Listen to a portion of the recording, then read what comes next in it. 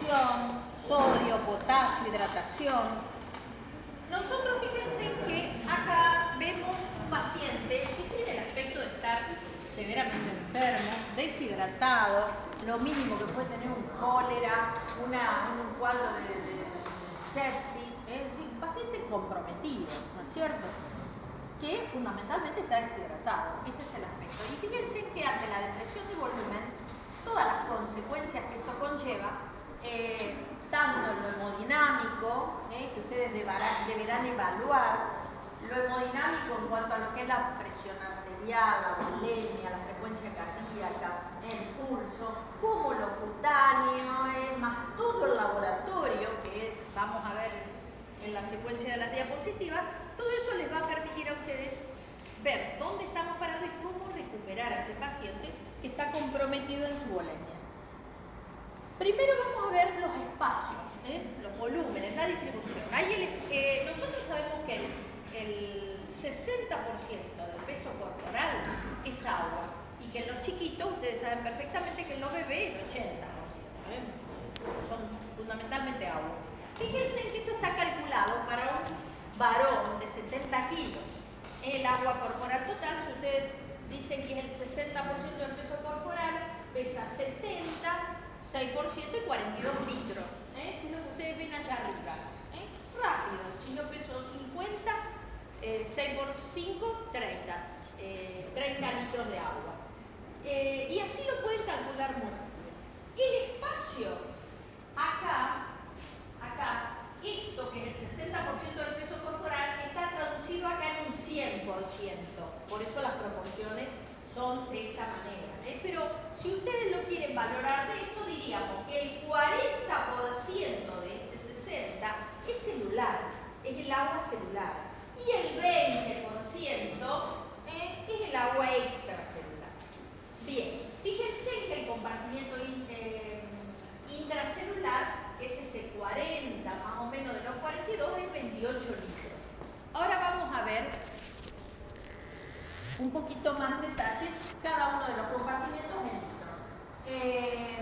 El extracelular se divide en intersticial y en vascular. El intersticial es 9 litros, mientras que el vascular, que a su vez se divide en arterial y venoso, suma a los 9, 5 litros, que es un poco lo que les decía hoy. Yo creo que no les dije, no calculamos los de la bulimia. La bulimia es fácil. ¿Cuánto tenemos de sangre? El 6% del peso. Si yo peso 60, 6 por 6, 36. Tendré 3 litros y medio de sangre, de bulimia. Si ustedes pesan 70, 6 por 7, 42, tendrán 4 litros y medio de sangre.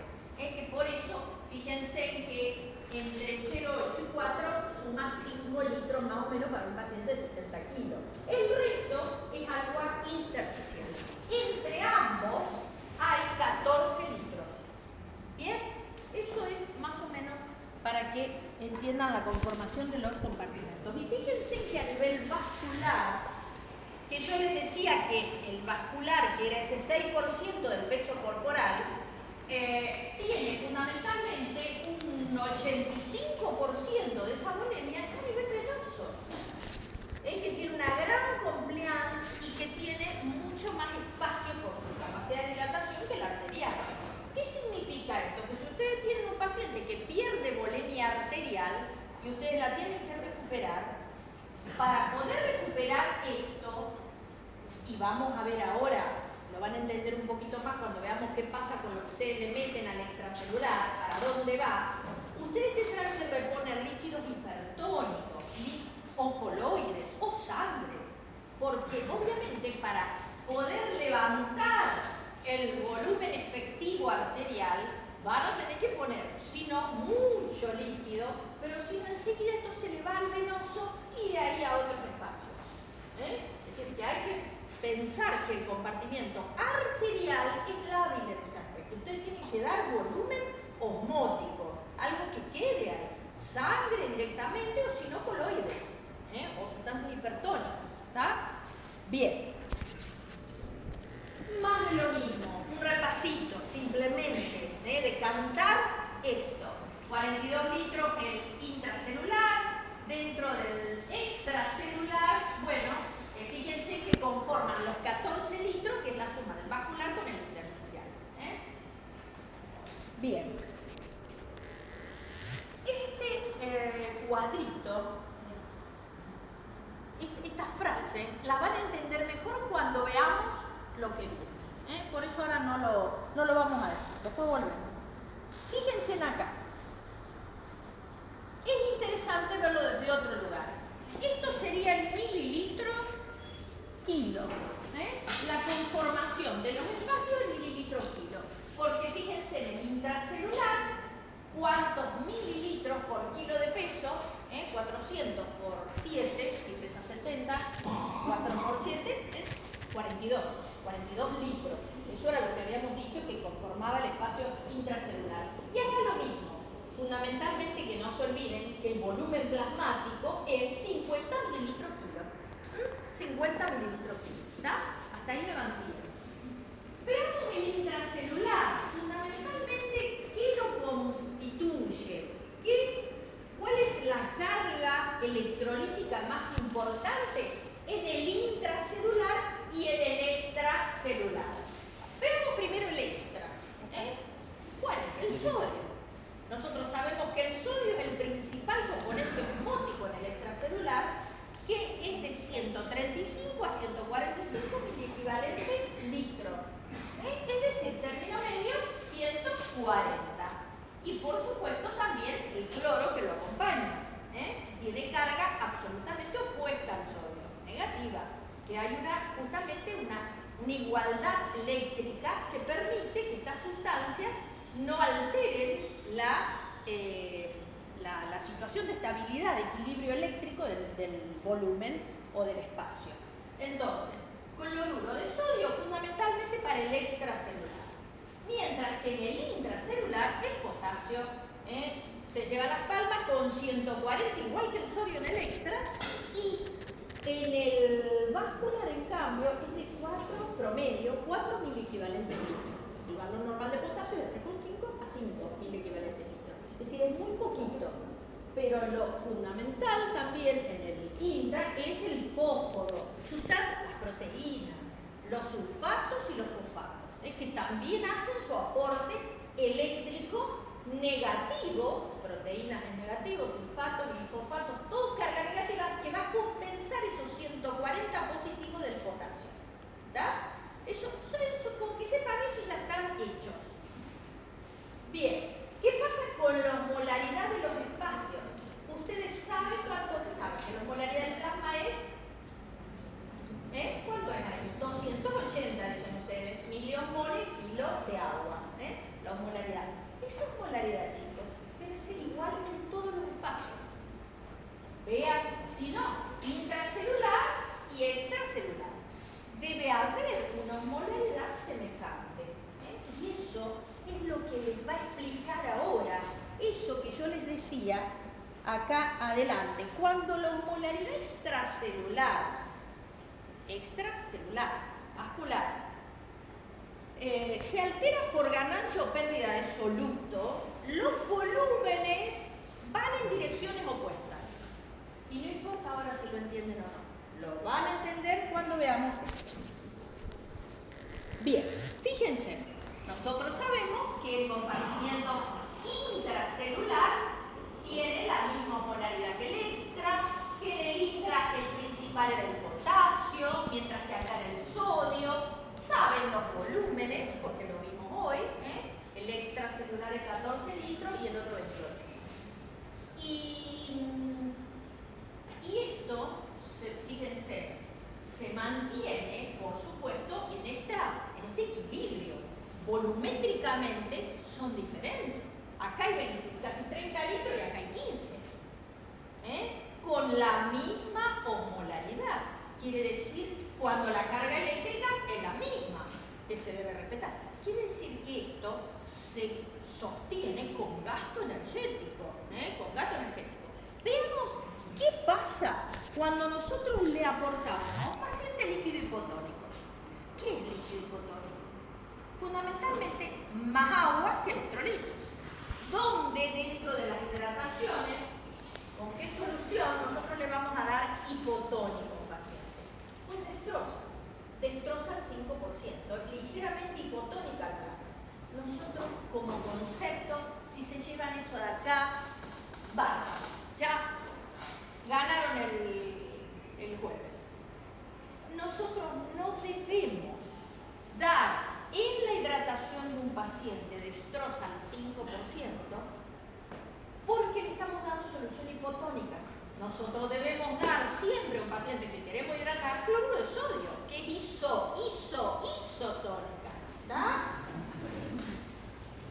Si vos le das dextrosa al 5%, vos le das más agua que electrolito. ¿Saben cuál es la explicación?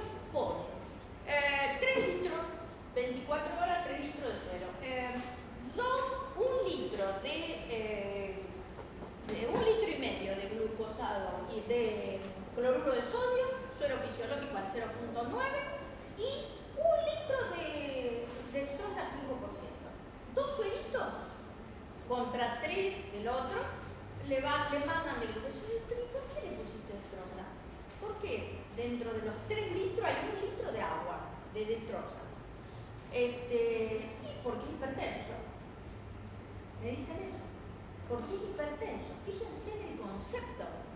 Como que cuando le damos suero cloruro de sodio, fisiológico al 0,9, nosotros le estuviéramos dando sodio, que le damos, pero es isotónico con el plasma.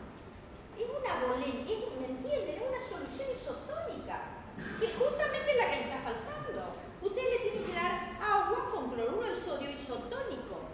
¿Está? Bien, si ustedes le dan a ese paciente, como he visto, 2 litros de dextrosa al 5, porque dicen que es hipertenso, ustedes le están dando más agua que... Entonces, ¿qué le pasa a este paciente que le dan su líquido hipotónico? Que tiene su indicación. Ya vamos a ver cuál es. Cuando el tipo está deshidratado hipertónico, ahí hay que darle esto. No le vamos a dar cloruro de sodio. Pero cuando vos tenés que hidratar a un paciente, miren lo que pasa. En los 12, vos tenías que, miren la previa, a ver, la previa era 2,80 de osmolaridad. Vos le das 1,5 litros acá en el extracelular con el suerito, ¿y qué le pasa a ese 1,5 litros? 500 se queda acá y el otro se va allá al litro. Al intracelular no le queda en la boleta. ¿Por qué? Porque vos tenés que esto le bajó la osmolaridad e inmediatamente tenés que hacer un equilibrio de osmolaridad.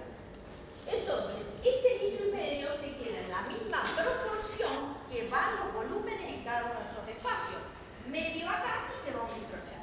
Entonces, la bolemia que vos le das al paciente no le sirve para hidratarlo en su espacio extracelular. ¿Me entiendes? Si nosotros queremos que el paciente... Está bien, vos le mandás líquido al intra, pero pará. Porque si vos le seguís haciendo esto todos los días y le seguís la hidratación una semana, el tipo hace un edema cerebral. Porque le metés agua a la célula. ¿Me entienden? Entonces, cuando uno hidrata, tiene que saber qué le está pasando al paciente con lo que uno le hace. Miren lo que pasa, esto es lo normal, recordemos. Miren lo que pasa a un paciente que vos le das líquido que pierde líquido hipotónico. Pierde líquido hipotónico. ¿Qué sería? Pierde más agua que sal. Queda el paciente con una deshidratación hipertónica. ¿Está?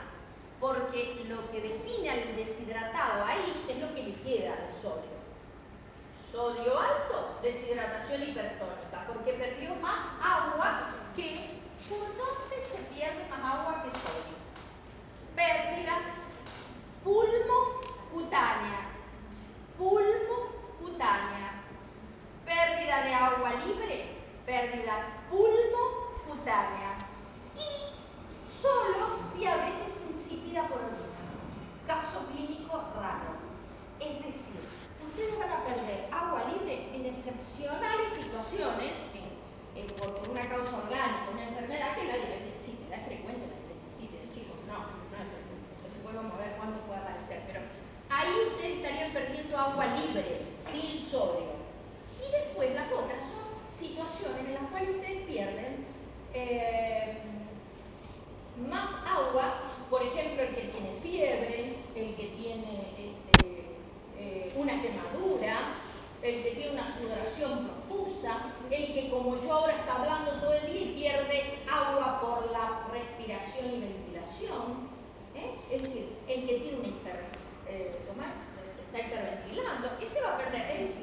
Repito, situaciones clínicas de esto, escasas, pocas, las que dijimos, pero fundamentalmente para que ustedes no se olviden. Pierde más agua que sal, pérdidas pulmocutáneas y diabetes insípida. ¿Está? Bien. ¿Qué le pasa ahí? Pierde 1,5 litros, supongamos. La osmolaridad aumentó, se tiene que mantener. Pierde medio litro de acá y 1 litro de acá. En esas deshidrataciones hipertónicas, porque perdió más agua, ¿quién sufre más? ¿El espacio extra o el espacio intra? El espacio intra. Manteniendo la proporción que ustedes ya saben. ¿Está? ¿Hasta ahí me van siguiendo? Bien. ¿Qué pasa en un paciente? Esto es lo normal. ¿Qué pasa en un paciente al que le damos suero? Lo que corresponde. Vos le das los 3 litros. Vos le das 3 litros, por ejemplo, de suero fisiológico al 0,9. Entonces, o 1,5 litros. ¿Dónde va y dónde se queda eso? Todo se queda acá. No jode al intracelular. Justamente logramos lo que queremos. Nosotros queremos volemia efectiva cuando hidratamos a un paciente. Queremos que se mantenga en el compartimento vascular, no que se le vaya a la célula. Bien, entonces, le dan 1,5 litros y de 14 se fue a 15,5. Y este quedó igual, 28 litros, no lo tocamos. ¿Está? ¿Comprende? Entonces, ¿en qué juega lo que ustedes le dan al paciente? En sostener la osmolaridad como corresponde.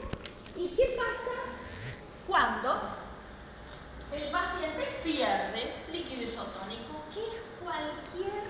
¿Vieron? Así como yo les dije en el previo, el deshidratado hipertónico que perdía pérdida pulmocutánea y diabetes insípida. Acá es cualquier deshidratación. ¿Por qué? Porque son las que pierden sodio y agua. Larguen la lista de los deshidratados que se les ocurra. Vómito, diarrea, quemado, dijo ella. ¿Dónde va el quemado? En el que pierde solo agua. ¿Está? Pérdidas pulmocutáneas.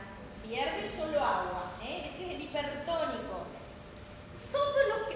Eso es importante. Ustedes ya van sabiendo deshidratación. Ya van sabiendo causas de deshidratación y van entendiendo. Y ahora les voy a contar otra cosa que les va a fijar un poquito más. Entonces, todas las que pierdan un diurético, una diuresis osmótica, entonces eso pierde sodio y agua. Un drenaje, un vómito, una diarrea. Bueno. Entonces, fíjense de dónde pierde ahí. Como es igual, el sodio y agua, fundamentalmente sufre el compartimiento vascular, el extracelular y no el intracelular. Bien. El balance de sodio regula el volumen del extracelular. Qué novedad, estamos diciendo. El sodio es el principal componente, mientras que el agua es la que va a ir, según la osmolaridad, a mantener, más que nada, a regular el compartimiento intracelular. ¿Me siguen hasta ahí? ¿Qué pasa cuando nosotros tenemos exceso de agua? Vamos a tener una hiponatremia. ¿Qué pasa cuando hay déficit de agua? Vamos a tener una situación de hiper, nada raro. Cuando hay exceso de sodio, vamos a tener quizás una hiponatremia en sangre. ¿Por qué? Porque va a haber más agua y va a estar diluido. Es un paciente que va a tener exceso de sodio y más agua. En general, cuando está sobrehidratado. Entonces, el sodio puede estar diluidito, pero el sodio corporal total va a estar alto. Eso es lo que lo ven en los insuficientes cardíacos, por ejemplo, que están con los edemas en las piernas y ustedes tienen un sodio de 130 o de 128. No, esto es mentira, es ilusional, porque el paciente tiene edemas. Y después está el déficit real, que es el que venimos diciendo, el deshidratado porque lo perdió, el que tiene vómito, diarrea, que tiene fiebre. Entonces, un paciente que pierde y se deshidrata y que tiene motivos como para, además de agua, perder sodio.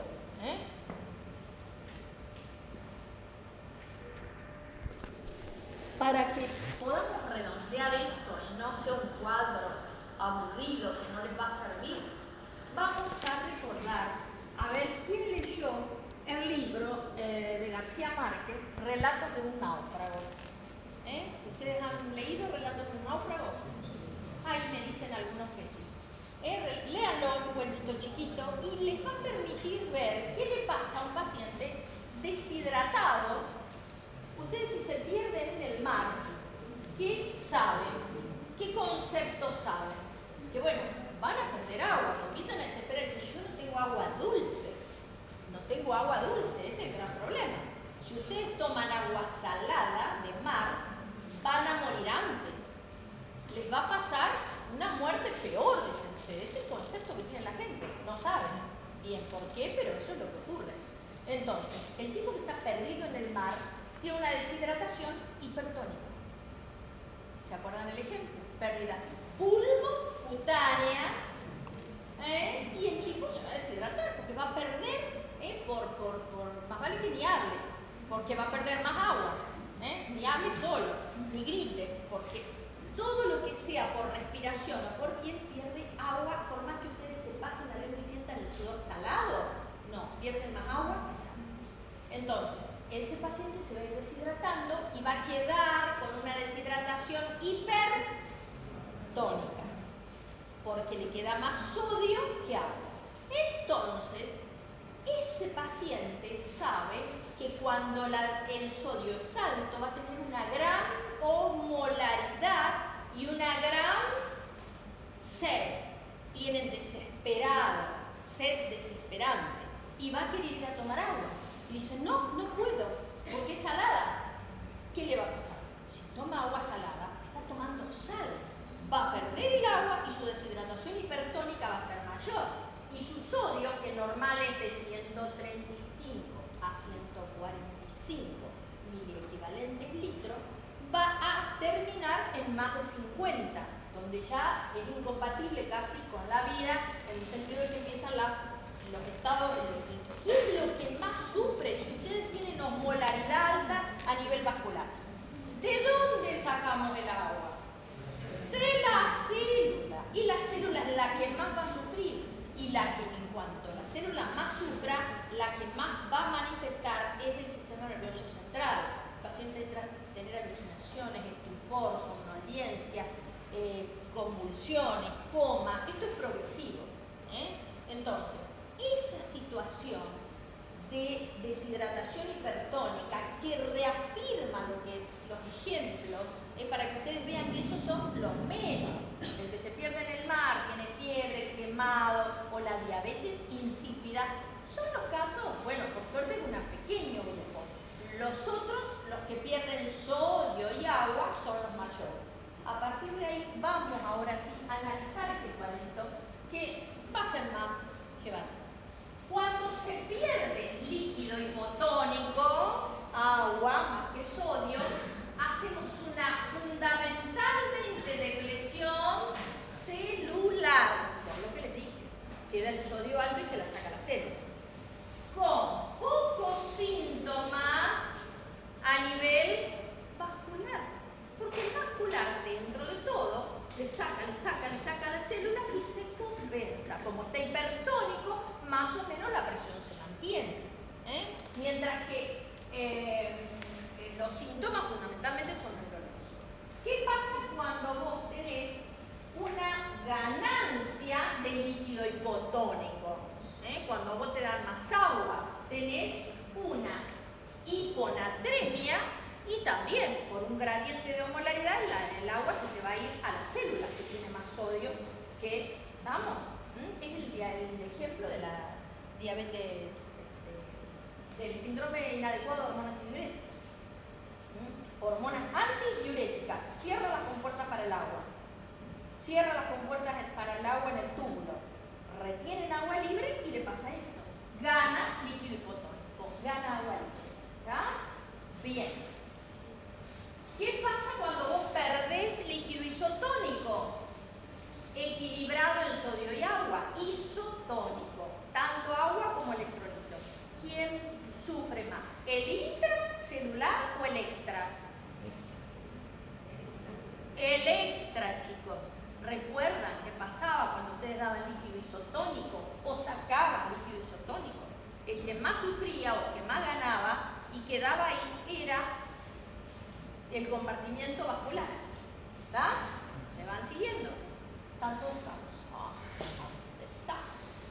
Están muy cansados hoy. Algunos me duermen. Si sienten un ruido es alguno que cayó al fondo. Vamos, reactívense un poco, chicos. Están peor que el... Bueno, los del mar estaban mejor. Los del Burcato del mar estaban mejor. Bueno, que nos falta, si empezamos así a los 15 minutos, nada. Yo hago todo lo posible por mandarles esto, vendérselo como un verso de la mejor manera, pero es duro, es pesado. Bueno, entonces, ¿qué pasa cuando vos ganas líquido isotónico? Te vas a edematizar con agua y sal. Por lo tanto, vas a tener expansión del extracelular. Va a tener con riesgo de sobrecarga de volumen, hipertensión volumen dependiente, edema agudo de pulmón, ingurgitación tubular, disnea. Es volumen, realmente es volumen de sodio y agua que va a quedar en el vascular. Si vos, paciente, que no le metés, lo recibís en agua, le pones, le programás, porque está deshidratado, 2 litros y medio, supongamos, son cautos, 2 litros y medio. Y aunque le falte 4, pues le pones 2 litros y medio y te olvidás de hacerle control de diuresis. Y vos le seguís pasando los 2 litros y el paciente no orinó. Resulta que su deshidratación le jodió el túbulo del riñón y el paciente está en necrosis tubular aguda y oliguri no orinó. Entonces vos le seguís mandando líquido. ¿El paciente a dónde va a ir el agua? El suerito de cloruro de sodio que se lo pusieron bien. Al extravascular, al vascular. Va a quedar ahí, no se va a ir a las células, ¿se acuerdan? Porque es isosmótico. Entonces el paciente va a tener esto, una expansión, una sobrecarga, y a la noche si tiene una cardiopatía dilatada, que lo tienen en el edema agudo del pulmón, y ustedes agárrensela desesperados pasando la terapia, por culpa de que ustedes le pasaron sin control. Es decir, vean que lo que ustedes le pasan al paciente es lo que le va a generar a ese paciente. Bien. Lo mismo. Esto ya con lo que les dije ustedes ya lo saben. Depresión de volumen y pérdidas. Las pérdidas que generan una deshidratación. Acuérdense, pérdidas cutáneas y respiratorias, que van a dar una deshidratación hipertónica, y agua, pérdida renal, donde perdés agua libre. Fíjense, en esta franja media es la que les dije, las causas de deshidratación hipertónica. Y todas las otras, esta para arriba y esta para abajo, son las deshidrataciones donde se pierde agua y sodio, las que se le ocurren. Los diuréticos, las náuseas, los vómitos, los drenajes, las hemorragias, las diuresis osmóticas. ¿Estamos? Bien. Esto lo ven en los libros, chicos. Estos cuadritos están en los libros. Cuando a ustedes les pasa esto, ¿qué mecanismos ponen en juego para regular y controlarlo? Ustedes ponen mecanismos de compensación en estado de normalidad y en estado de enfermedad. Porque también en la normalidad, ustedes cuando siempre yo les digo que se van al río, al mar, no toman agua, se tiraron ahí en una lonita, pero se levantan y se les oscurece todo, pero ustedes saben que eso les dura un ratito, unos segundos, sienten que le late el corazón y se hace la luz y ven. Cuando le pasa eso, sienten la frecuencia cardíaca aumentada, y indudablemente si se toman la presión, que tuvieron hipotensión ortostática al momento, enseguida se les va a 12,8 y están bárbaros. Van a seguir así, no toman líquido, van a orinar. ¿Usted cree que van a orinar? No les va a dar ganas de orinar, no van a orinar toda la tarde, porque están deshidratados y ustedes empiezan a tener sed. Decía, una sed que me muero, pero no traje plata, no olvidé. Bueno, ni se acuerdan directamente, porque su organismo está reteniendo agua y sal. Entonces, eso es el estado de normalidad. Ahora, ¿qué pasa cuando esto ya se transforma en un problema? Ustedes tienen fiebre, vómito, diarrea, ya la cosa cambió, ya es un problema mayor. Entonces, todos esos cambios de osmolaridad y de volumen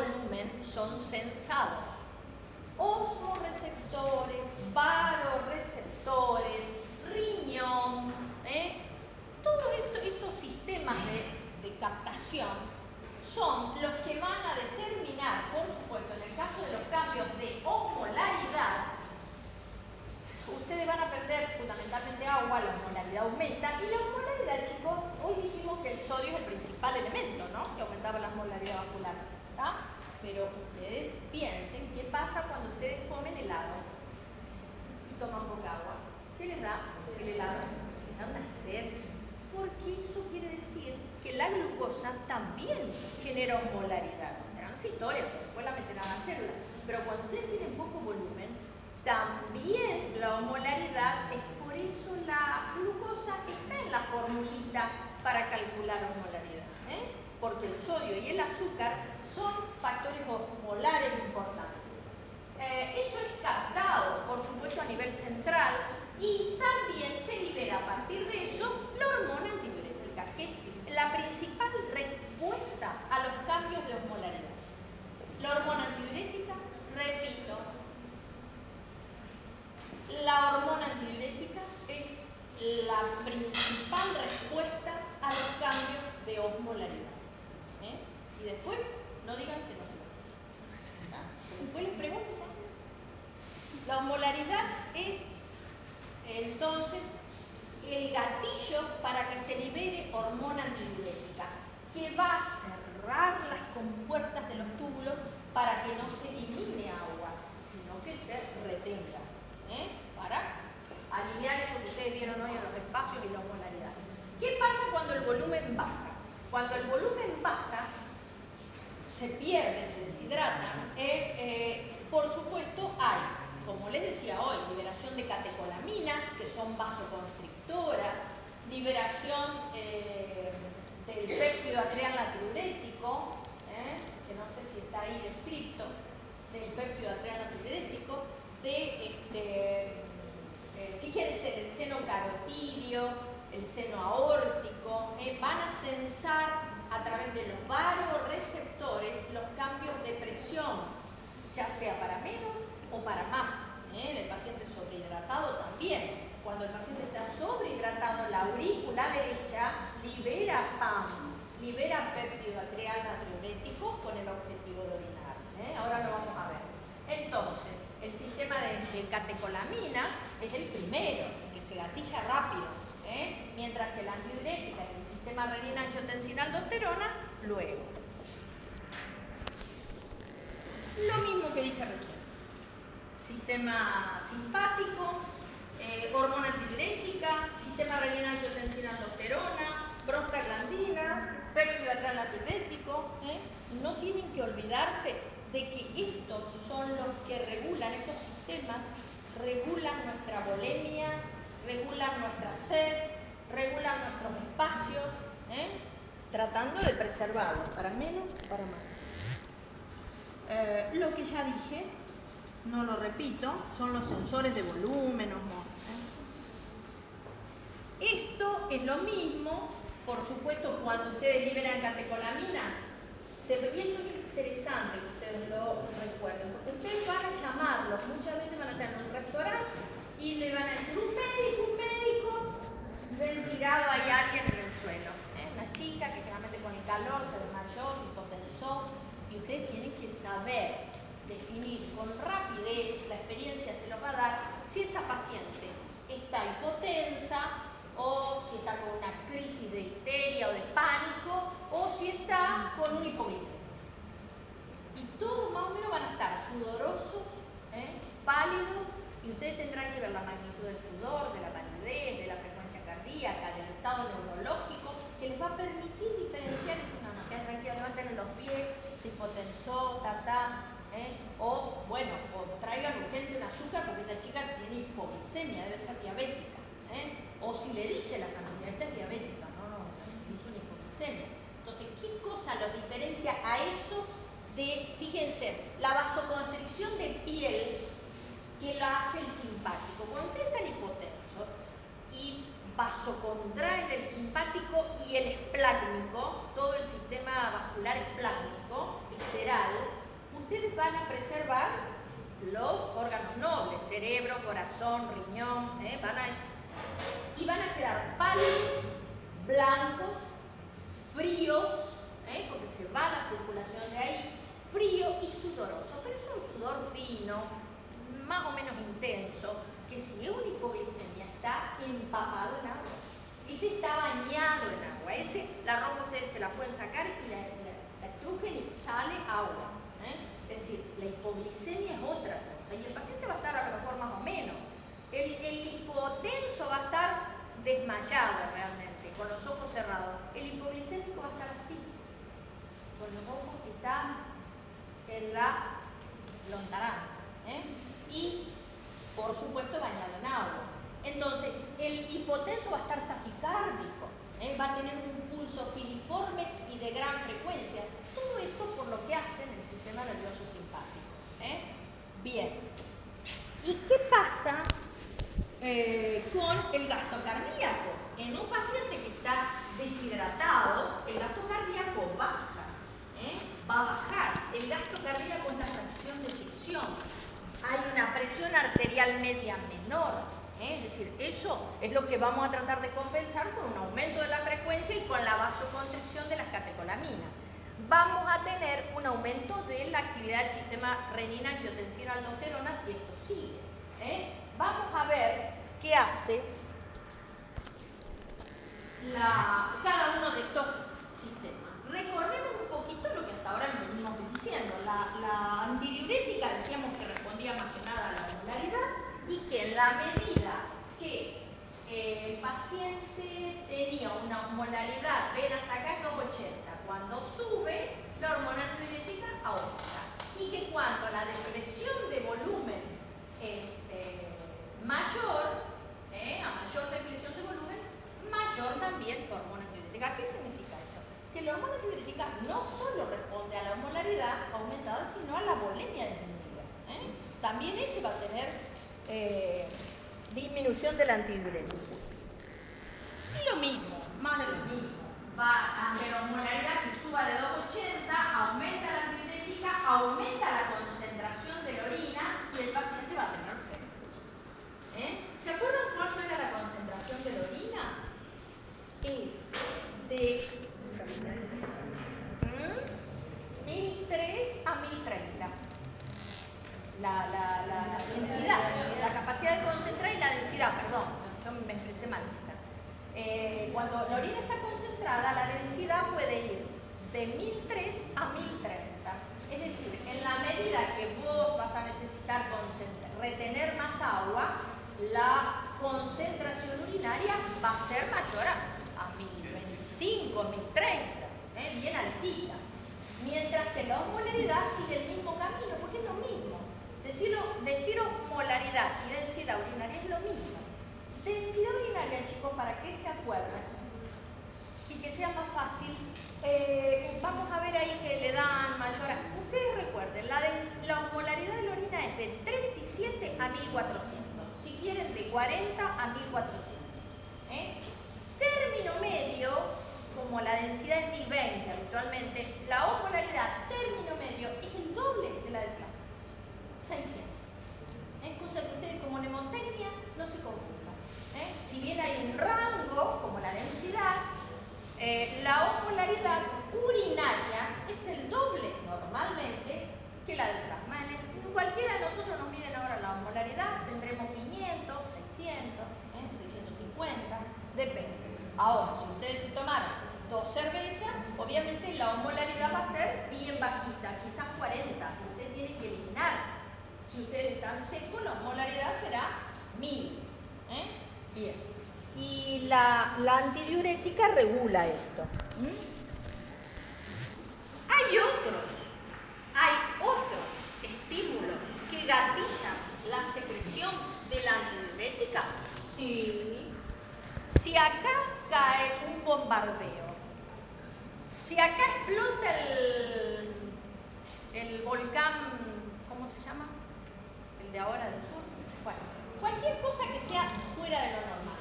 ¿A ustedes les parece que la hormona antidiurética de ustedes va a estar liberada, tranquila? No, inmediatamente la hormona antidiurética les baja, se activa.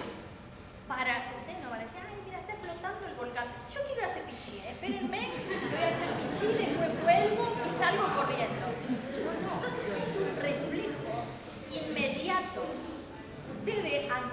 situación de miedo, estrés, escape,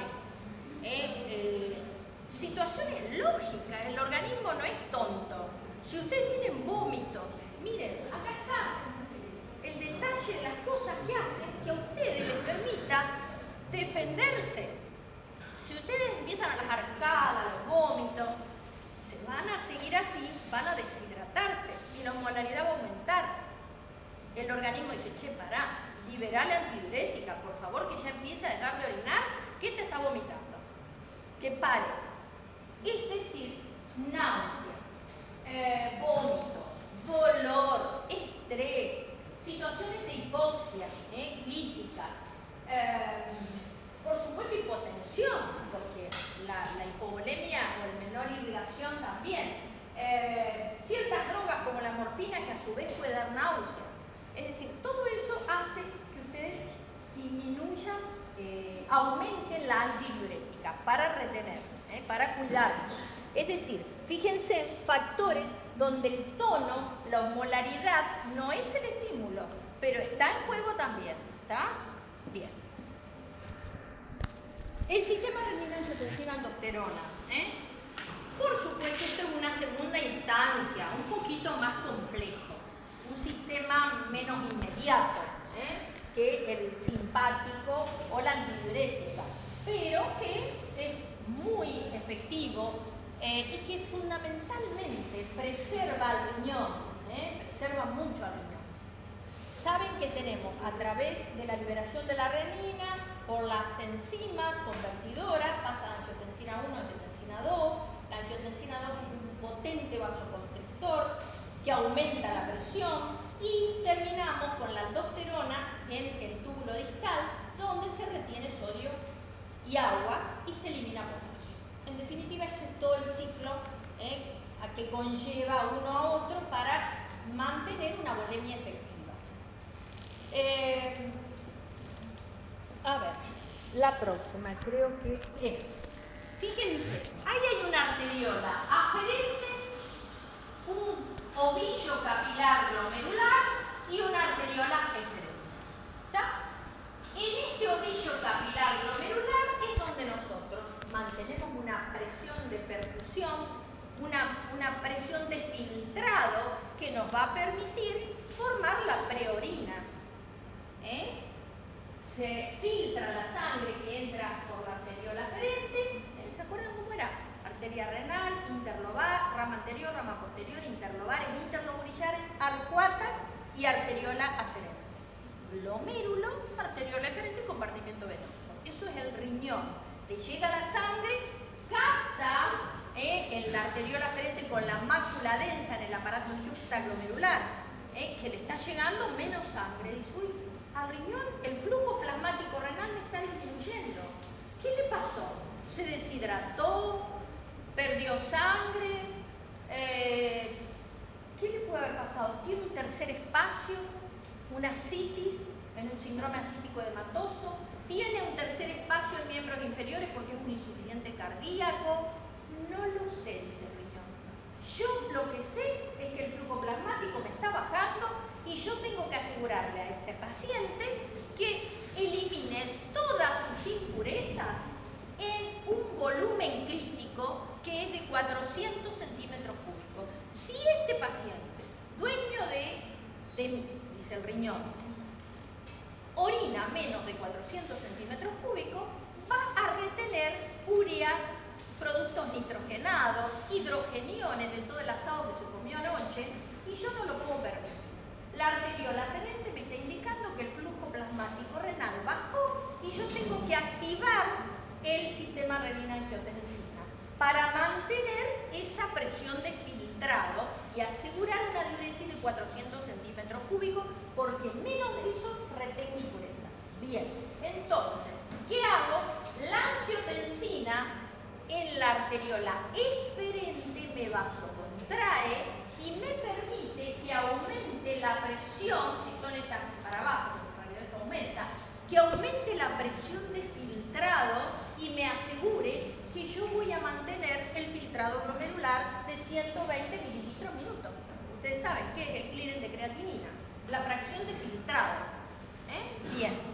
Eso hace el sistema renina-angiotensina, chicos. Acá en esta fotito, en esta diapo, lo mismo, con la vasoconstricción del eferente y aumento de la presión de filtrado. ¿Qué pasa con esa retención de sodio? Que además el sistema renina-angiotensina va a actuar por el efector distal, que es la aldosterona.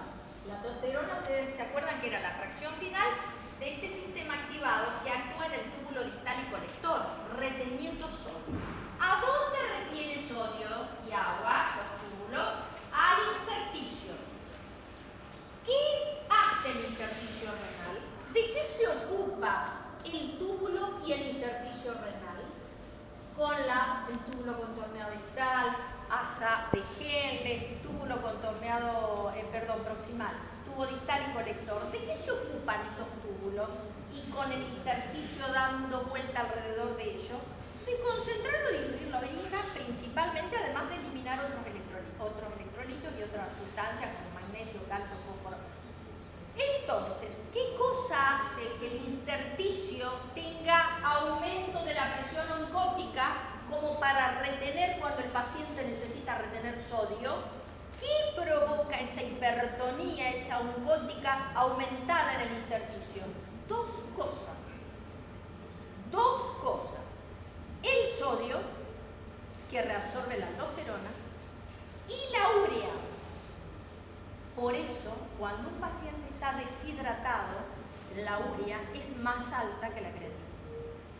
¿Vieron eso? Que la urea es más alta que la creatinina y que se está hablando de que es un paciente prerrenal, deshidratado y no comprometido el riñón. Todavía necrosis tubular no hay. Esto es prerrenal. Porque el túbulo está interno y está sufriendo. Entonces, ¿qué le dice? La perfusión está baja, activa sistema renina-angiotensina, termina con la aldosterona, generando retención de sodio que va a generar en el intersticio de los túbulos mucha hipertonía y retiene más sodio, retiene más agua y cuida, guarda, no orina, retiene. ¿Estamos? También urea. La urea que se va eliminando normalmente por la orina, la manda dentro y se metete también porque necesito hipertonía, necesito retener agua. Y esa urea que reabsorbe la manda a la sangre. Y entonces el paciente tiene más urea que creatinina cuando está deshidratado. ¿Está? Bien. Esto un poquito para entender lo que pasa con la célula tubular, donde es lo que estamos diciendo, explicarlo con los dibujitos. Esta es la bomba sodio-potasio ATPasa, que va a mandar potasio adentro de la célula y sodio, por supuesto, afuera. Cuando se produce un estímulo donde hay que reabsorber, por supuesto, retiene sodio y agua y elimina, abre las compuertas para eliminar el potasio en orina, porque tiene que mantener la electronegatividad, perdón, la equidistante, la carga eléctrica. Péptido atrial natriurético, tal cual lo dice. Bueno, nos va entrando la noche acá. Bueno, el péptido atrial natriurético, como bien dijimos, es natriurético, elimina sodio. Cuando se larga a la circulación, cuando la aurícula derecha, de ahí sale, cuando la aurícula derecha se va distendiendo porque el paciente está reteniendo volumen, se está distendiendo, entonces desesperado larga y vaya que orine, vaya para allá y actúe. Y a su vez, como el organismo todo es muy coherente, también, ¿qué va a hacer? ¿Qué dijimos que retenía sodio y agua recién? La aldosterona. Entonces, el péptido atrial, como su función lo indica, bloquea la aldosterona. Es todo coherente. Acá nada, todo se aprovecha. Las prostaglandinas, hay vasodilatadoras y natriuréticas y hay vasoconstrictoras. Vienen de los fosfolípidos de membrana, se transforman por el ácido araquidónico en prostaglandinas, todo el grupo de tromboxano A2, la prostaglandina E2, que fundamentalmente son, cuando ustedes son natriuréticas y por supuesto vasodilatadoras, por eso están participando en la inflamación. Cuando ustedes bloquean las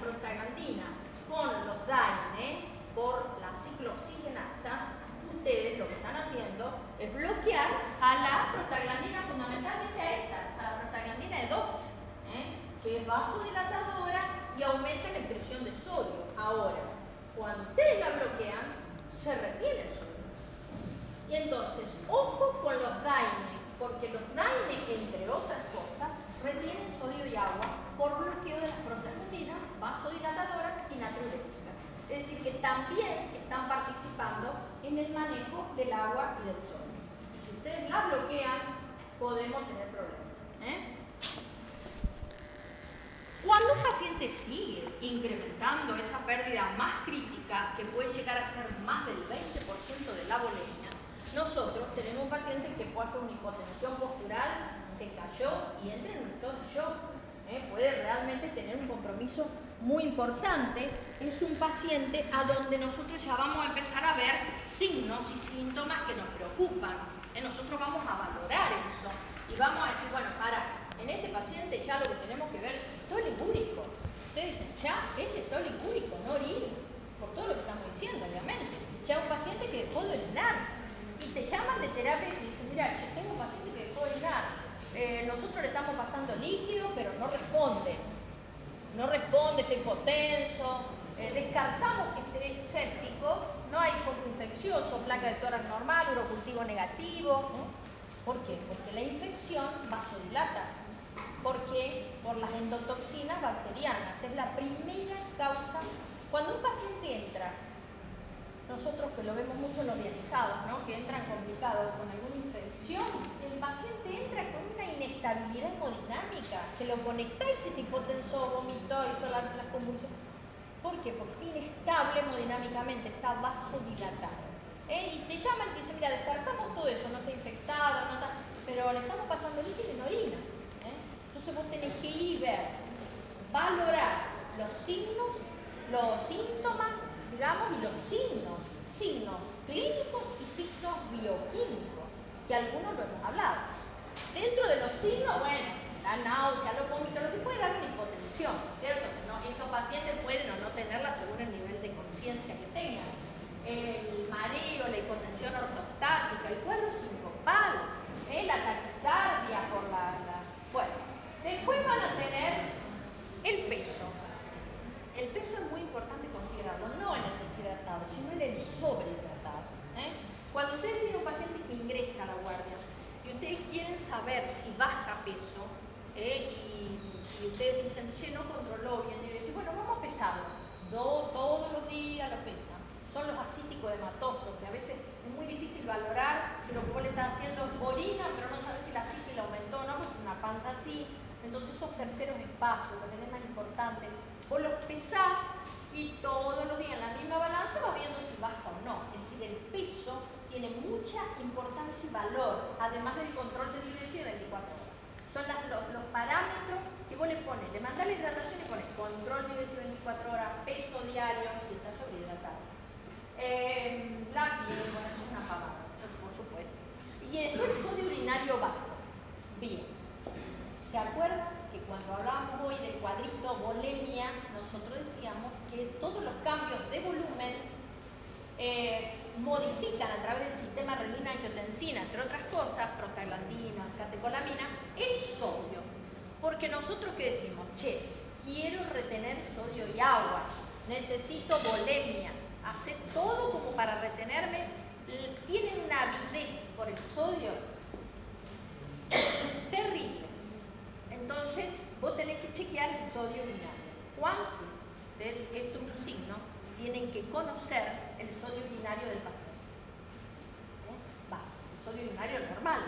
No puede ser que no sepan, en el final, no saben sodio urinario. Normal.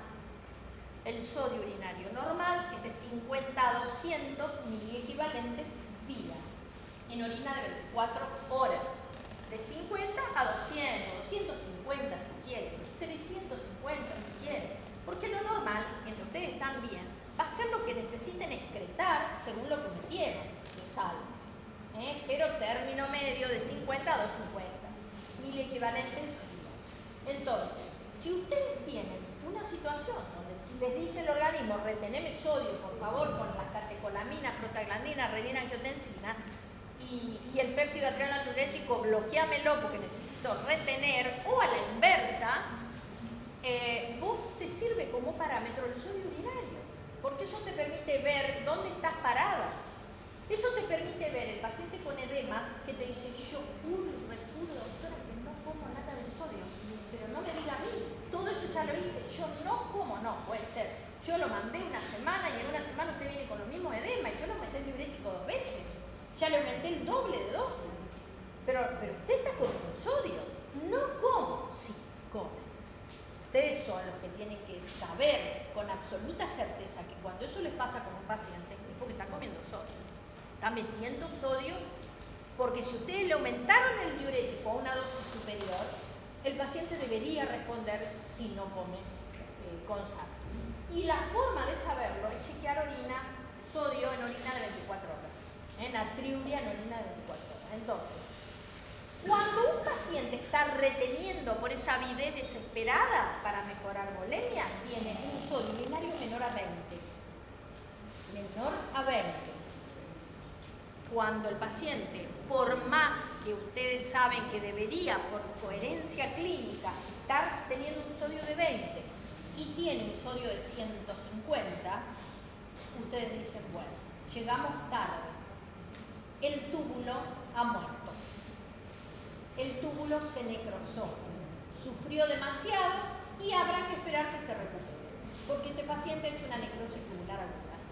Para poder ver eso, que no siempre es tan fácil como yo se lo estoy contando, porque hay una sombra oscura que le llamamos una sombra gris, donde no sabemos si fue el diurético, si tiene sodio 60, y esto es el diurético, es que ya no va a responder, es que realmente, ¿me entienden? Hay una franjita donde no es tan fácil, Ahora, hay una que es muy clara. Si vos tenés un paciente deshidratado con todo esto puesto en marcha, tiene que tener menos de 20. Y si tiene 100 y vos no le diste diurético aún, ya está. Un túbulo que no tiene capacidad para que su aldosterona le haga retener sodio. Porque está enfermo, ya está necrosado. La isquemia fue tan grande que el túbulo sufrió ese necrosado. No está indemne para hacer todo lo que tiene que hacer respondiendo a estos sistemas que ustedes están siguiendo. ¿Está? Bien, entonces, el sodio urinario bajo, obviamente menor a 20. Ya dijimos todo. Esto es interesante. Cuando hay aumento de peso, chicos, 2, 4 litros. Ustedes tienen que saber que es un paciente. Ustedes le ven las patitas con un godet de una cruz, 2 cruces, 3 cruces. Ese paciente tiene más de 4 litros. Y si no, el ejemplo más claro es el de la mujer en etapa menstrual que va a retener fácilmente 2 o 3 kilos y solo lo ve ella.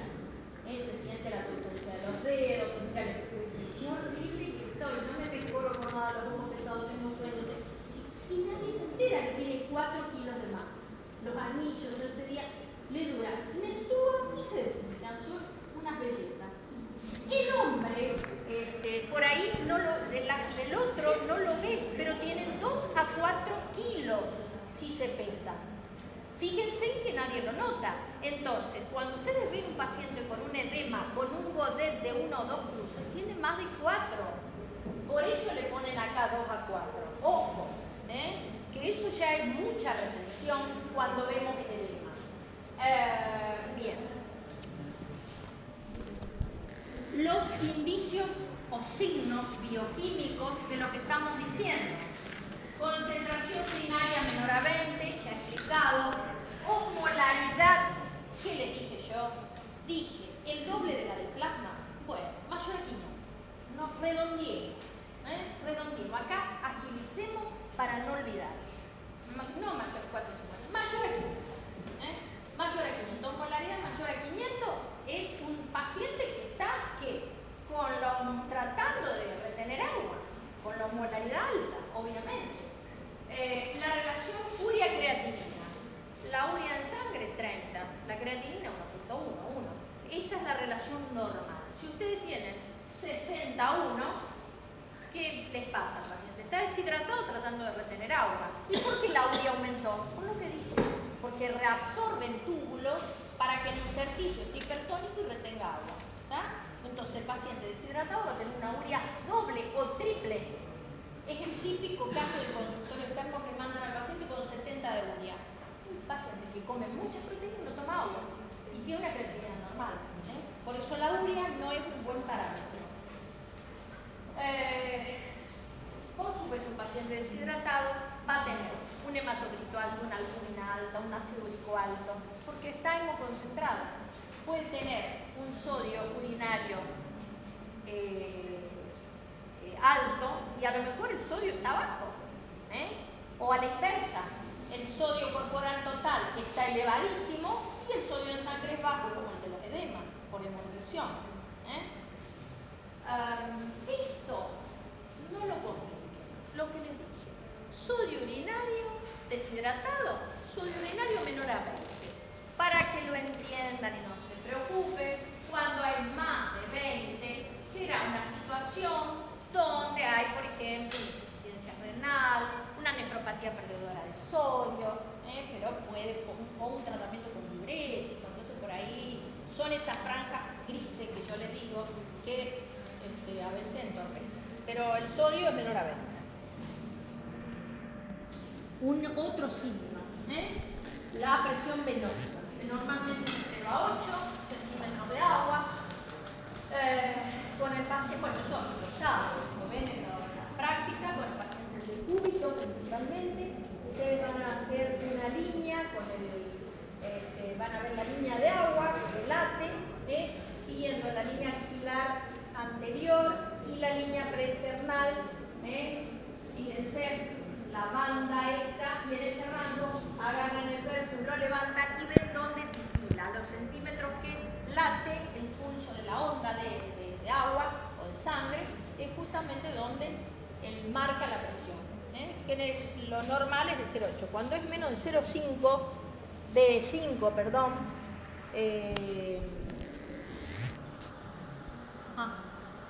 cuando es menos de 5, por supuesto el paciente que está con la presión venosa central. Más de lo mismo, ya se lo dije todo esto, salvo la excreción fraccional de sodio. ¿Cómo está? Esto es un parámetro o signo importante que nos permite diferenciar un paciente deshidratado prerrenal de cuando la tiene ya comprometida la función renal. ¿Por qué? La excreción fraccional de sodio surge de acá. Clires de creatinina 120 mililitros minuto. Volumen filtrado, ustedes saben que si tiene 120 mililitros minuto son 180 litros día lo que se filtra. Sodio plasmático 140.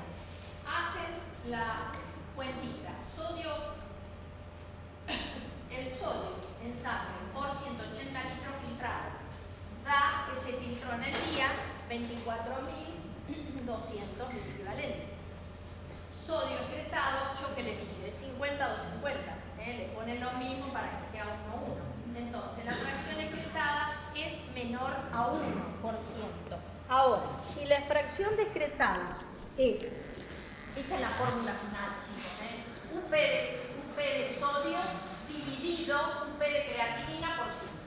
Así se saca la excreción fraccional de sodio.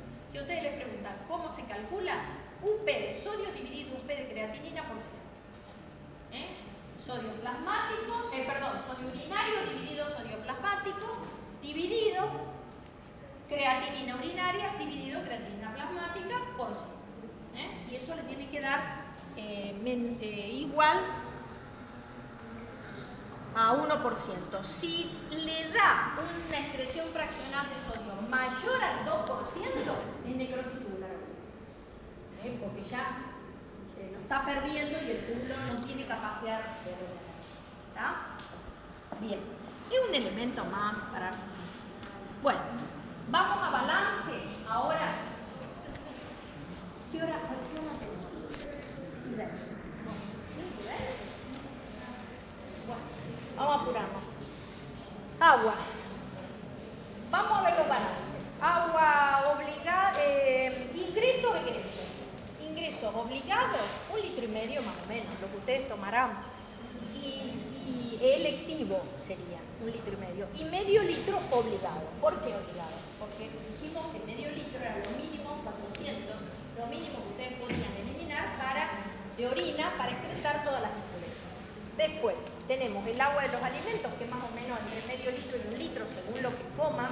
No es lo mismo un pedazo de carne seco a comerse un plato de arroz que chupó todo el agua del hervido, o las verduras que tienen más agua. Y después el agua de oxidación, fíjense, se refiere justamente al catabolismo de las células. Fíjense que es de 350 más o menos. La salida de agua, la obligada, bueno, medio litro, la electiva 1,5 litros o más, según lo que tomen. La piel medio litro, por respiración más o menos medio litro, dependiendo del... Y por materia fecal 200. Se considera que un paciente que tiene diarrea es 100 centímetros cúbicos más por deposición. 100 centímetros por deposición. Es decir, esto a ustedes les permite establecer un balance del paciente. Lo importante que sepan, miren, a esa pérdida de medio litro kilo hora insensible, que es la perspiración, la respiración, va a aumentar cuando usted tiene fiebre. Entonces, de calcularlo de 0,5 por peso por día, de 8,40 pasará, por supuesto, a 1,300 litro casi, 1,200 litro en el caso de fiebre. Es simplemente algunos datos.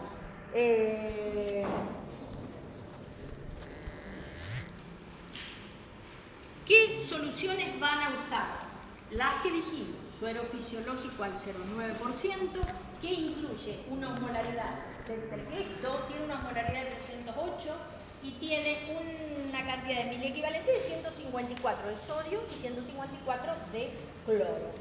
La dextrosa al 5% tiene 50 gramos por litro de azúcar y fíjense en que la osmolaridad será de 278, ligeramente hiposmolar. Nada más por ahí. Con relación a la reposición de volumen, que ustedes la tienen que ir calculando en base al balance y a la situación que tiene el paciente, esto es lo que decíamos hoy. No exagerar cuando ustedes no saben cómo va a responder el paciente, si tiene una insuficiencia renal, si va a responder con una diuresis adecuada, si tiene una cardiopatía con riesgo de un edema agudo de pulmón. Ahí irán despacito. Le pondrán 1 mililitro por kilo hora, a diferencia de que por ahí, si tienen que hidratar a un chico joven de la edad de ustedes, en pleno estado de salud y con una deshidratación importante, lo pueden hacer a 6 mililitros kilo hora tranquilamente, ¿no es cierto? Dependiendo de la depresión que el paciente tenga. Ahora vamos a entrar a sodio. Vamos a entrar a sodio, nos falta. Vamos a tratar esta media horita de cerrar. Ayúdenme con buena disposición, sean todo oreja y cerebro. Bueno, el sodio, decimos que está disminuido con una concentración, lo normal es de 135 a 145 miliequivalentes litros. Para abajo o para arriba, hipo o hipernatremia. Por debajo de 135 y por arriba. Esa hiponatremia se puede dividir en un paciente con sodio bajo y volumen bajo, con sodio bajo y volumen normal y con sodio bajo en sangre, pero edemas. En este grupito esto no es tan real. En este grupito que hay edemas, hay un sodio corporal total elevado. Hay hiponatremia dilucional por el edema, pero acá a este paciente no se le ocurrirá a ustedes ir a darle sal, porque si le dan sal lo matan. Entonces, ojo, un paciente con edemas es un paciente que tiene sodio corporal total alto, que ustedes lo chequeen y tenga 120. ¿Qué le tienen que dar a ese paciente? Diurético para que saque agua libre y el sodio se compense. Pero si hay edemas, hay sodio alto corporal, aunque lo docen en 110. ¿Está? Bien. Entonces, hiponatremia con hipovolemia, esto es real.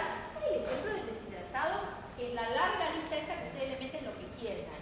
Que vomita, que pierde sangre, que tiene diarrea, que tiene diurético, bueno.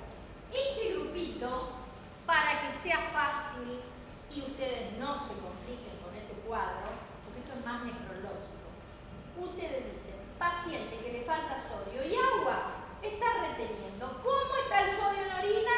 Menor a 20.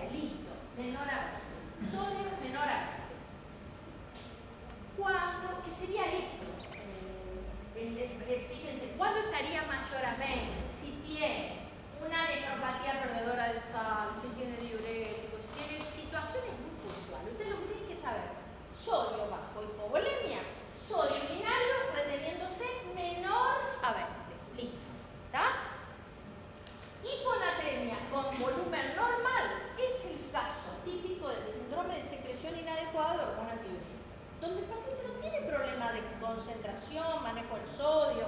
No, no, ese paciente lo que tiene es una inadecuada secreción de la antidiurética que me está reteniendo agua, agua que libre, y me está jodiendo con eso.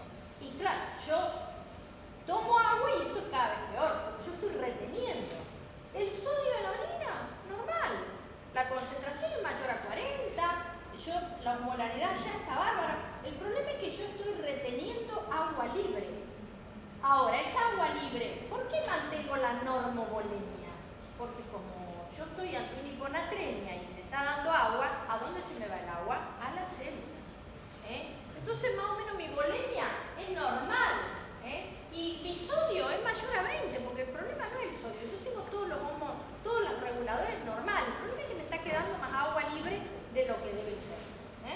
Bien. Y después está lo que les decía, los pacientes con terceros espacios, donde ahí está acumulado el sodio y el agua. Y el sodio corporal total es altísimo. Nefrótico, insuficiente cardíaco, cístico hematoso, son los ejemplos más importantes, y la insuficiencia renal, obviamente. ¿Qué tiene un paciente como síntoma con hiponatremia? Tiene síntomas digestivos, tiene náuseas, vómitos, tiene temblores, debilidad, hipotensión, calambres, todo eso puede tener un paciente con hiponatremia. Y fundamentalmente tiene las consecuencias de, en el caso que esta hiponatremia sea importante y sostenida, de que se le va el agua a la célula. Entonces tiene cefalea, puede tener pérdida de conciencia, desorientación, confusión y coma. Bien. Tienen que saber que un 30% de los internados puede tener riesgo de hiponatremia. Y ahí los culpables son ustedes. ¿Por qué? Por lo que les dije. ¿Se acuerdan cuando tranquilamente ustedes se van tranquilo y cómodo? 3 litros día, 1 litro de destroza al 5% y el otro piso. Ahí ustedes le pueden provocar hiponatremia y lo pueden matar. La hiponatremia del paciente hospitalizado, donde el médico es determinante de esta iatrogenia, puede aumentar, es un marcador independiente donde se le aumenta la morbi-mortalidad al paciente. Ojo, chicos, porque la hiponatremia muchas veces se muere el paciente y ustedes ni se enteran. Dicen, no sé qué le pasó. Pues yo estaba muerta. Puede tener hiponatremia. Ojo, la hiponatremia mata. Bien. Recuerden que ese paciente hospitalizado que usted tranquilamente puede haber sido una mujer joven que se internó para hacerse una colecistectomía. Y ustedes le metieron destroza hipotónica. Y la paciente además estuvo muy dolorida, lo cual encima le bloqueó, ¿qué les dije? La antidiurética. Y que además tuvo miedo, estrés, náuseas, todos factores que en osmótico están alterando la hormona antidiurética. Y si usted encima le dan agüita hipotónica, pueden agravar la hiponatremia y la paciente se mandó una convulsión y se murió. No sé, tenía un dolor de cabeza, dice, nadie sabe lo que pasó y se murió. Entonces tengamos cuidado porque no es menor lo que le estoy diciendo. Y esto pasa en los primeros 5 días del postquirúrgico. Hay que tener mucho cuidado, porque sí, orinaba menos, me parece. Sí, orinaba poquito, pero los valores. Ojo, Entonces, además de esto que ustedes ven acá, esta clasificación, que es la que mostré primero, sodio bajo, normal o excedido, corporal, el volumen, acá lo que importa es el nivel. Cuando ustedes empiezan a tener un sodio menor a 120, ojo, porque ya estamos ante la situación crítica. El paciente puede tener grandes complicaciones neurológicas. Lo normal, fíjense, leve de 130 a 35, moderada 120 a 130 y menos de 120 severa. Y por supuesto dependerá de la velocidad, de la rapidez, porque si tenemos una hiponatremia muy severa y rápida, las descompensaciones del volumen será muy importante. Entonces, síndrome de secreción inadecuada de hormona antidiurética es el cuadro caracterizado por esto. Estos son los criterios que yo quiero que ustedes recuerden. Con que sepan esto, ya está. Fíjense, tienen una incapacidad para excretar orina diluida. Y esa agua la retienen, no la eliminan. Retienen agua libre. Lo que repito, lo que dije recién. Se expande el extracelular, dura poco. ¿Se acuerdan que arriba decía eubolémico? ¿Por qué? Porque se va al intracelular. Y hay hiponatremia, por supuesto, porque es dilucional, se está reteniendo agua. Sodio plasmático menor a 130, osmolaridad baja. Lo normal era 300, tendrán menos de 200. Volumen extracelular normal, osmolaridad y sodio urinario normal. Sería dentro del rango de la normalidad para esa situación. No es un problema. ¿Qué le tenemos que hacer a este paciente? Le tenemos que fundamentalmente sacar agua y bloquear lo que tome. No tome más agua. Espere, no tome más agua. Nosotros le vamos a dar corte del agua, diurético para que largue el agua y le podemos empezar a dar sodio, soluciones hipertónicas. Pero ojo, porque ahora todavía no llegó. Lo vamos a ver ahora porque si nosotros corregimos muy rápidamente esto, podemos hacer lo que se llama desmielinización continua, que es una consecuencia neurológica de la corrección brusca del sodio, que no debe exceder los 10 miliequivalentes día, porque justamente cuando nosotros le metemos sodio rápido, el agua de la célula sale rápido, se estruje y se elimina por arrastre del soluto, que se llama potasio, y se produce una desmineralización de la célula y una destrucción, con complicaciones posteriores. Entonces, ¿qué tiene la clínica? Bueno, dependerá, por supuesto, la gravedad del nivel de sodio, que es un poco repetir lo que dijimos. Lo que dije hoy, esto repite las características del síndrome. Los 4 primeros puntos, los 4 o 5 primeros puntos ustedes no se lo deben olvidar. Causas. Hay causas del síndrome de secreción inadecuada. Por ejemplo, tumores que dan hormona antidiurética light. Enfermedades del sistema nervioso central donde se afecta la síntesis de la hormona antidiurética y que puede estar provocada por una ACV, una cirugía, un traumatismo. ¿Saben dónde lo vemos también? En los chicos que chocan en las motos, tienen traumatismo craneal, pueden hacer un síndrome de secreción inadecuada de hormona antidiurética. Lo suelen hacer, así que tenemos que tener cuidado con las hiponatremias porque están en coma. Tienen los tumores cerebrales, todo lo que afecte una cirugía, un traumatismo craneal, una cirugía, un hematoma subdural, una ACV. Bueno, y las enfermedades pulmonares y las infecciosas, porque se ha visto que, por ejemplo, en la tuberculosis, el granulomita libera un símil hormona antidiurética, como el tumor. Y después hay un montón que no se sabe la causa, pero que lo puede dar. Y después drogas. Drogas, una larga lista de drogas que pueden dar, acuérdense, en 1 o 2, que puede dar una secreción inadecuada de hormona antidiurética. Grupo de riesgo, cualquiera que esté internado. Cualquiera que tome tiazidas crónicamente que produce hiponatremia real ya. Bueno, mujeres en edad fértil. ¿Cómo tratarla? Si es hiponatremia crónica, es asintomática, ni se entera el paciente, ojo, hay que corregir la causa, pero despacito, porque ahí no es urgencia. Si es sintomática, dependerá si es aguda o crónica. Si es aguda, también bloquear el agua que toma, diurético y cloruro de sodio. Cloruro de sodio, fíjense, ¿cómo hacer la corrección? Cuidado, restringir, dar diurético y no pasar los 0,8 mil equivalentes litro hora, porque se puede producir esta lesión que decíamos recién, la desmielinización. Esto es lo que dijimos hoy. Estas pérdidas pulmocutáneas y la diabetes insípida, el deshidratado hipertónico. Listo. Síntomas de hipernatremia en el deshidratado hipertónico. Fíjense, ¿qué síntomas va a tener el paciente? Fundamentalmente los del sodio alto y la sed. La cefalea, tendencia a los cuadros de convulsión. Todo esto traten de razonarlo, chicos. Traten de razonarlo. Yo he tratado de hacérselo lo más racional para que sea lo menos pesado. Fíjense que depende del gradiente osmótico. Se han visto en estudios animales que la hipernatremia genera tal sacada de líquido en la célula que hasta puede haber sangre, ruptura de la célula. Dependiendo, por supuesto, del gradiente. Todos los síntomas que puede dar.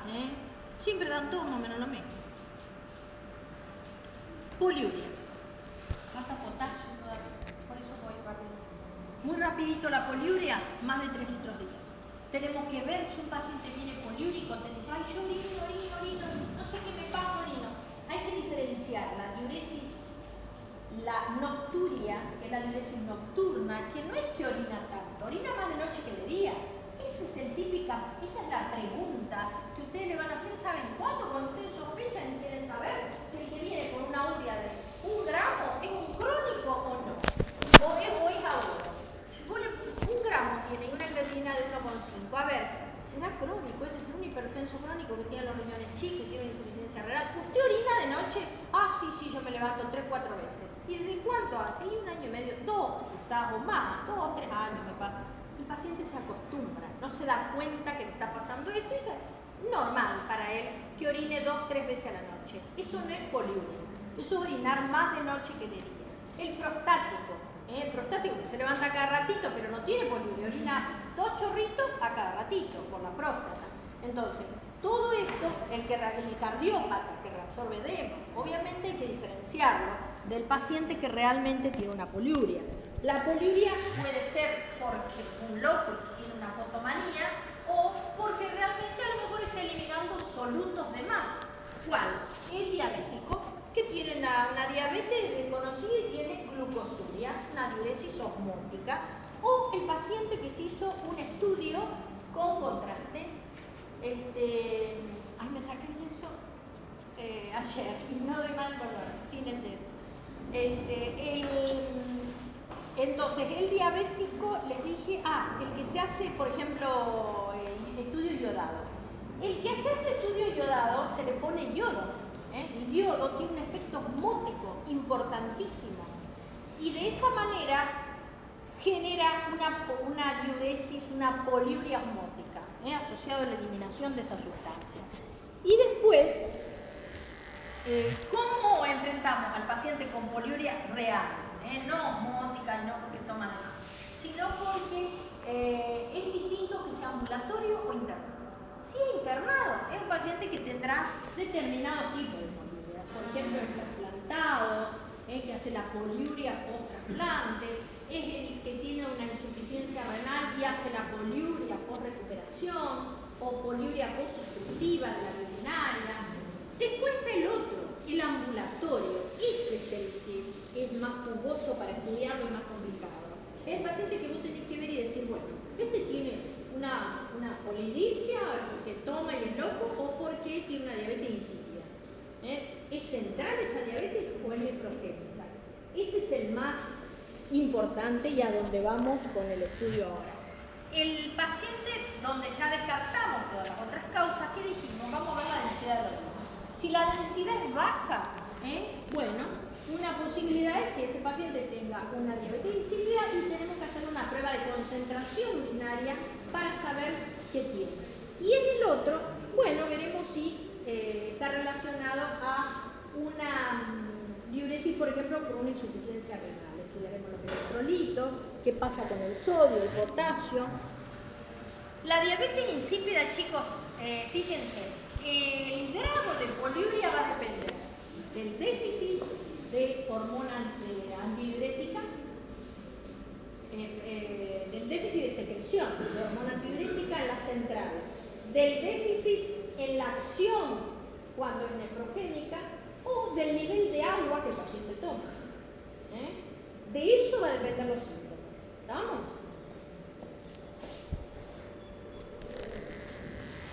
Cuando es central, puede ser idiopática, que nadie sabe por qué le pasa, pero tiene una hormona metabólica en exceso, o puede ser adquirida por un traumatismo, una cirugía, un tumor, una infección, una encefalitis, causa una ACV. ¿Qué hacemos con este paciente? Una vez descartados todos los factores, lo que nosotros tenemos que hacer es someterle a una prueba de concentración. Es decir, le empezamos a que no tome agua, le empezamos a chequear la densidad en sangre, y los valores, fíjense, la densidad en la osmolaridad, cada 2 horas, y le medimos el sodio. Cuando llegamos a una osmolaridad de 300 en sangre, le chequeamos hormona antidiurética. Y ahí le damos desmopresina, que tiene la misma acción de la hormona antidiurética que les estaría faltando. Y vemos la respuesta. Si hay respuesta, el paciente tiene una insuficiencia en la acción de la hormona antidiurética. Es decir, que hay que darle, seguirle dando. Viene la desmopresina nasal. Y le van a regular, le van a restringir el agua que el paciente toma. ¿Está? Bien. Muy rápidamente potasio. ¿Qué hora viene? Unos 20. Bien, en 10 minutos damos potasio. ¿Está? Escuchen, concéntrense y arranquen. ¿Está? Potasio, electrolito principal de la célula. El valor normal de 3,5 a 5 miliequivalentes. Bien. ¿Cuánto comen todos los días ustedes de potasio en cada dieta? 1 miliequivalente, y no se olviden.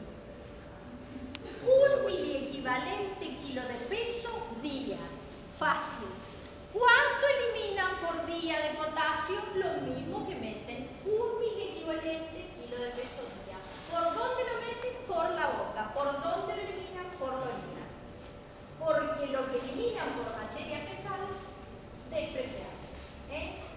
Bien. Fíjense esta concentración intracelular 140, extracelular 4. Un gradiente que solo lo mantiene con energía, con gasto del ATP, con la sodio-potasio ATPasa, mantenido por la bomba sodio-potasio, si no es imposible. Bien, bien. Determinante del potencial de reposo. Cuando ustedes tienen un estímulo que va a liberar sodio dentro de la célula, le están cambiando inmediatamente el potencial de reposo, porque le mandan una carga positiva y, por supuesto, ahí, ¿qué les provoca? Una despolarización. Tiene que salir potasio. Y si el potasio sale, se rompe la electroneutralidad, se promueve la salida de potasio, la apertura de los canales. ¿Y por qué ocurre eso? Cuando entra sodio, por cada sodio que entra debe salir un potasio, que sería para mantenerlo. Y ahí se produce la despolarización. Entonces, ¿cómo eso está regulado? Por la ATPasa. ¿Y qué regula la ATPasa? Vamos a razonar. No memoria, porque se olvidan acá mismo. La T4, la insulina, las catecolaminas. Esas regulan la contractilidad, la polarización y despolarización de la... Cuando usted tiene una situación de estrés, ¿qué libera? Catecolaminas. Si usted tiene una situación de estrés, tenemos que salir todo disparando. ¿Qué vamos a usar? Célula muscular, ¿no? ¿Dónde está el potasio? Dentro de la célula. Cuando nosotros tenemos que tener una actividad positiva, anabólica, ¿a dónde metemos el azúcar? Adentro de la célula. ¿Quién lo hace? La insulina. ¿Para qué? Para estar lúcido, para que nuestro cerebro, las células necesitan azúcar, energía, necesitamos catecolamina, necesitamos actividad muscular. ¿Qué otra cosa más? T4, ¿los pone pila la levotiroxina? Sí. ¿Qué hacen todas estas? ¿Dónde meten el potasio? Adentro de la célula. Para todo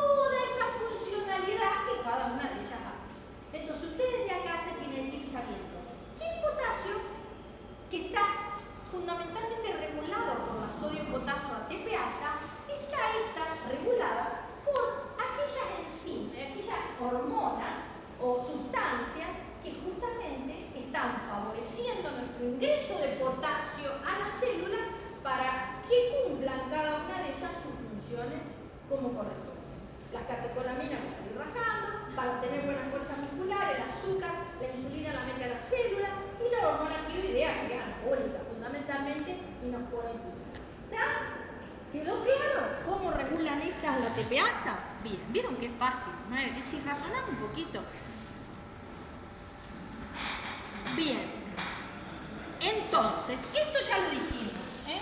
El potasio se elimina fundamentalmente por la orina. Dijimos que cómo se regula la entrada del potasio y la ATPasa, la catecolamina, la insulina y la T4. ¿Y cómo se excreta por riñón el potasio? Dijimos en la aldosterona. ¿Qué hacía la aldosterona? Retenía sodio y agua y eliminaba potasio. ¿Se acuerdan? Bueno, la aldosterona está participando de su eliminación. Con respecto a las catecolaminas, tienen que saber que no son absolutamente condición sine qua non, porque si no, un paciente que está metabloqueado, que no tiene tantas catecolaminas en acción, haría una hipercalemia terrible, porque no lo metería al potasio. Entonces, sepan que son permisivas, no son indispensables absolutas. Otra cosa, también la osmolaridad extracelular participa en el potasio. ¿Qué les dije yo hoy que le pasaba a un paciente que hacía una tomografía con contraste, un cateterismo con contraste o un urograma excretor con contraste? Todas llevan yodo. El yodo tiene una carga osmótica y si hay carga osmótica hay salida de líquido de la célula y eso genera una destrucción de arrastre del soluto. Yo hoy les explicaba eso, que ojo con el sodio, les decía, no repongan tan rápido porque les puede dar una vuelta. Cuando hay una carga osmótica, no por sodio, sino por contraste en este caso, se produce una salida de agua de la célula que puede dar hipercalemia. Por eso nosotros saben que le hacemos a los pacientes nuestros en diálisis, cuando van a hacer una tomografía con contraste iodado, los dializamos. Y nos dicen, pero che, ¿por qué vos querés organizar el horario para dializarlo? Si tiene un renal crónico, no le va a hacer nada ya el yodo. ¿Qué nefrotoxicidad le va a hacer? No, pero yo se lo hago porque se me va a morir una hipercalemia. ¿Entienden? La hiperosmolaridad puede generar salida de sodio y lo que se llama arrastre de soluto y saca potasio. Bueno, eso. Después, lo mismo, razonemos. Lo que sea, todo lo anabólico va a generar hipocalemia. Todo lo catabólico, porque rompe la célula y tiene potasio, hipercalemia. ¿Está? Razonamiento. Todo lo que puede alterar el potasio y alterar la homeostasis. Esto es repetir lo mismo. Esto es cómo regular el tema de la ingesta. Falta poquito ya. Disminución de la ingesta, bueno, es raro que alguien no coma potasio. Fíjense, fundamentalmente la anorexia nerviosa, una ingesta muy pobre, pero es raro. Después dijimos desplazamiento intra-extra. ¿Qué causas pueden provocar esto? Bueno, el estado ácido base. Cuando hay alcalosis, hay hipopotasemia. ¿Por qué? Porque en alcalosis hay mucho más bicarbonato, necesitamos hidrogenio para compensar que el pH no nos baje tanto, lo sacamos de la célula, pero mantenemos la electroneutralidad. Entonces hay que meter potasio. Por eso hay alcalosis hipopotasémica. Hay desplazamiento. La insulina, lo que ustedes ya saben, que lo mete, da hipocalemia. La actividad adrenérgica lo mismo, da hipocalemia, el estrés, todas esas situaciones que pueden modificarlo. Los agonistas, eso sí es importante porque tiene acción terapéutica. No olvidar que los broncodilatadores como el salbutamol liberan insulina y podemos usarlo nosotros de esa manera para meter el potasio a la célula a través de la liberación de insulina. Y nos da un manejo transitorio de la hiperpotasemia. En terapia lo usan para nebulización y bajar transitoriamente. Después la hipocalemia por pérdida de gastrointestinal, la diarrea, obviamente, que aumenta. Las pérdidas urinarias es otra situación donde fundamentalmente los diuréticos son los determinantes.